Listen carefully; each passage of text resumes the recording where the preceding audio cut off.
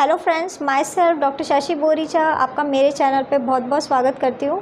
आज मैं आपको एक टॉपिक एक्सप्लेन करूँगी जिसका नाम है अनडिसेंडेंट टेस्टिस। मैं आपको बताऊँगी कि ये क्या होता है, इसमें क्या क्या सिम्टम आते हैं, इसके कॉज क्या है और साथ ही साथ कुछ होम्योपैथिक मेडिसिन जो आप इस कंडीशन के लिए यूज़ कर सकते हैं। लेकिन उससे पहले आप प्लीज़ मेरे चैनल को सब्सक्राइब कर लीजिए और जो बेल आइकन है उसे प्रेस कर लीजिए ताकि आपको मेरे आने वाली वीडियोज़ का नोटिफिकेशन मिलता रहे। तो चलिए स्टार्ट करते हैं। सबसे पहले अनडिसेंडेंट टेस्टिस को समझने के लिए मैं आपको बता देती हूँ कि जब भी कोई मेल का डेवलपमेंट हो रहा होता है, फीटल डेवलपमेंट होता है यूट्रस में, तो स्टार्टिंग के कुछ मंथ्स में ही जो टेस्टिस है वो एब्डोमिनल एरिया में डेवलप होने लग जाता है, वहाँ पे फॉर्म होने लग जाता है। और फिर जब डिलीवरी का टाइम आता है उसके 1-2 महीना पहले ही टेस्टिस अपनी ओरिजिनल पोजीशन में आ जाता है, जो कि है स्क्रॉटल सैक। लेकिन कई बार ऐसा होता है कि किसी रीज़न के वजह से टेस्टिस अपनी ओरिजिनल पोजीशन में नहीं आ पाता और वो स्क्रॉटल एरिया की जगह ऊपर एब्डोमिनल एरिया में या फिर मिडिल साइड में कहीं प्रेजेंट होता है, तो उसी कंडीशन को हम लोग अनडिसेंडेंट टेस्टिस कहते हैं। अनडिसेंडेंट टेस्टिस बर्थ से पहले की होने वाली कंडीशन है। ये फीटल लाइफ में ये कंडीशन होती है और ऐसा देखा जाता है कि मैक्सिमम केसेस में एक टेस्टिकल ही अनडिसेंडेंट रह जाता है, लेकिन 10% केसेस में ऐसा हो सकता है कि दोनों टेस्टिकल्स प्रेजेंट नहीं हो।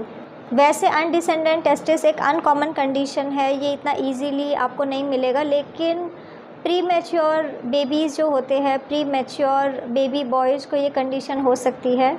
अब मैं आपको इसके सिम्टम बता देती हूँ कि आखिर क्या क्या सिम्टम आएंगे किसी पर्सन को अनडिसेंडेंट टेस्टिस है। तो ऐसा देखा जाता है कि फ़र्स्ट मेन इंपॉर्टेंट साइन यही है कि आपको टेस्टिकल्स फील नहीं होंगे, आपको दिखाई नहीं देंगे। हो सकता है कि सिंगल टेस्टिकल एब्सेंट हो या फिर दोनों ही टेस्टिकल्स अपनी पोजीशन में प्रेजेंट ना हो। अब मैं आपको इसका कॉज बता देती हूँ कि आखिर क्या रीज़न है किसी पर्सन को अनडिसेंडेंट टेस्टिस होने का। तो वैसे तो इसका कोई भी कॉज अब तक नोन नहीं है, लेकिन कुछ फैक्टर्स है जो काफ़ी ज़्यादा डिपेंड करते हैं, जैसे कि मैटरनल हेल्थ, जो मदर होती है उनके हेल्थ पे ये कंडीशन काफ़ी ज़्यादा डिपेंड करती है। इसके अलावा जेनेटिक एक इम्पॉर्टेंट फैक्टर आप कह सकते हो। इसके अलावा कई सारे एनवायरमेंटल फैक्टर्स हो सकते हैं, हार्मोन्स भी रिस्पॉन्सिबल हो सकते हैं। अब मैं आपको इसके रिस्क फैक्टर बता देती हूँ कि आखिर कौन कौन से लोग ज़्यादा रिस्क में रहते हैं। तो ऐसे देखा जाता है कि जिन मेल्स का बर्थ वेट कम होता है, लो बर्थ वेट होता है, ऐसे बॉयज़ को ये कंडीशन हो सकती है। इसके अलावा जिन बॉयज़ का प्री मैच्योर बर्थ होता है, ऐसे बॉयज़ को भी ये कंडीशन हो सकती है। जेनेटिक एक इम्पॉर्टेंट रिस्क फैक्टर है। अगर आपके फैमिली में हिस्ट्री है कि किसी को अनडिसेंडेंट टेस्टिस था, तो आपको होने के चांसेस काफ़ी ज़्यादा बढ़ जाते हैं। इसके अलावा अल्कोहल का कंजप्शन करना एक इम्पॉर्टेंट रिस्क फैक्टर है। जो लेडीज़ बहुत ज़्यादा अल्कोहल का यूज़ करती है प्रेगनेंसी के टाइम में, तो हो सकता है कि उनके बेबी बॉयज़ को अनडिसेंडेंट टेस्टिस की कंप्लेन हो। इसके अलावा सिगरेट स्मोकिंग भी एक इम्पॉर्टेंट रिस्क फैक्टर है। जो फीमेल्स सिगरेट स्मोकिंग का यूज़ करती है, तो ऐसी फीमेल्स के जो बेबी बॉयज़ होते हैं उनको अनडिसेंडेंट टेस्टिस की कंप्लेन हो सकती है। इसके अलावा पेस्टिसाइड्स का एक्सपोजर भी एक इम्पॉर्टेंट रिस्क फैक्टर है। पेरेंट्स में से कोई भी एक या फिर दोनों का ही पेस्टिसाइड्स से ज़्यादा एक्सपोजर रहा है, तो ऐसे लोगों के जो बेबी बॉयज़ होते हैं उनको अनडिसेंडेंट टेस्टिस की कंप्लेन हो सकती है। अब मैं आपको इसका कॉम्प्लिकेशन बता देती हूँ कि आखिर क्या कॉम्प्लिकेशन हो सकते हैं अगर आप इस कंडीशन को ट्रीट नहीं कराते हैं। तो ऐसा देखा जाता है कि जिन बॉयज़ को अनडिसेंडेंट टेस्टिस की कंप्लेन होती है, ऐसे लोगों को इन फ्यूचर टेस्टिकुलर कैंसर हो सकता है। सेल्स एबनॉर्मली ग्रो हो सकते हैं, फास्ट ग्रो कर सकते हैं, तो ऐसी कंडीशन में उन्हें कैंसर होने के चांसेस काफ़ी ज़्यादा बढ़ जाते हैं।